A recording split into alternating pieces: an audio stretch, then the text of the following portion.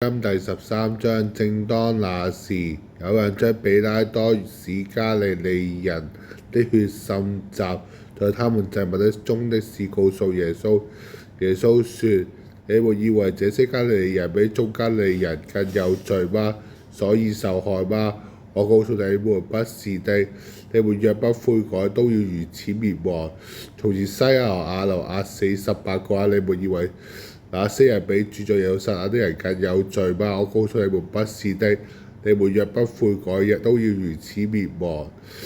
於是亦用比喻，一個人有一棵花果樹栽種在葡萄園裏，他來到無花果前找不着，就對管園的說：看啊，我這3年在這裏這無花果樹前找果子，竟找不着，把它斬了吧，何必白佔土地呢？管園的說：主啊，今年尚且留着，等我周圍掘開土，加開糞，以後若果子更吧，不然把它斬了。安息日，耶穌在會堂裏教訓人。有一個女人被鬼附着，病了18年，腰彎得點直不起來。耶穌看見，便叫她過來，對她說：女人，你脫離了這病了。於是兩隻手按着她，她立即腰起來，就榮耀歸於神。管會堂的人因耶穌在安息日治病，就氣憤憤地對眾人說：有6人應當做工，那6人可以來求醫，在安息日卻不可。主說：假冒為善的人啊，難道你們換個人在安息日不解開牛驢去牽飲嗎？何況這女人本是亞伯拉罕後裔，被撒但捆綁了這18年，不當在安息日釋放她的捆綁嗎？耶穌說這話，當他的敵人都羞愧了，眾人因他的行為一切榮耀都歡喜了。耶穌說：神的國好像什麼？我拿什麼來比較呢？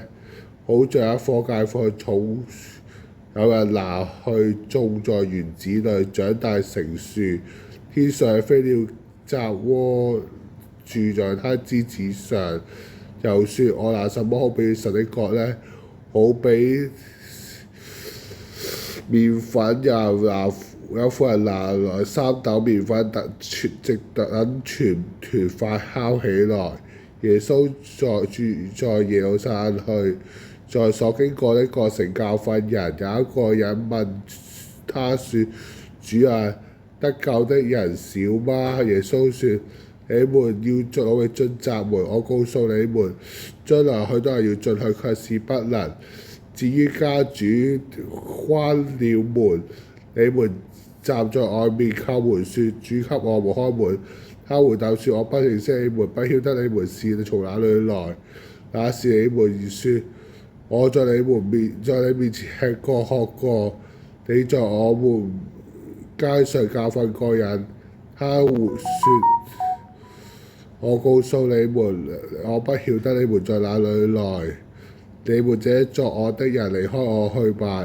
你們要看見亞伯拉罕、雅各、以撒、雅各和眾先知都在神的國裏，你們倒被趕在外面，在那裏必要哀哭切齒。從東、從西、從南，將有人來在神的國裏坐席，只有在後的將要在前，在前的有的在前，亦將要在後。正當那時，有幾個法利賽人對耶穌說：離開這裏吧，因為呢希律想要殺你。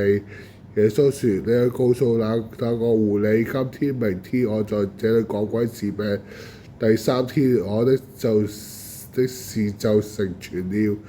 既然這樣，明天、今天、後天我必須前行，因為先知在耶路撒冷喪命之外，喪命是不能的。耶路撒冷啊，耶路撒冷，你們常殺害眾先知，又用石頭打死逢親來這裏的人。我多次願意聚集你們兒女，好像母雞聚集小雞在底下，只是你們不願意看啊！你們的家成為荒場，留給你們。我告訴你們，從今以後你們不得再見我，直等到你們說奉主名來是應當稱頌的。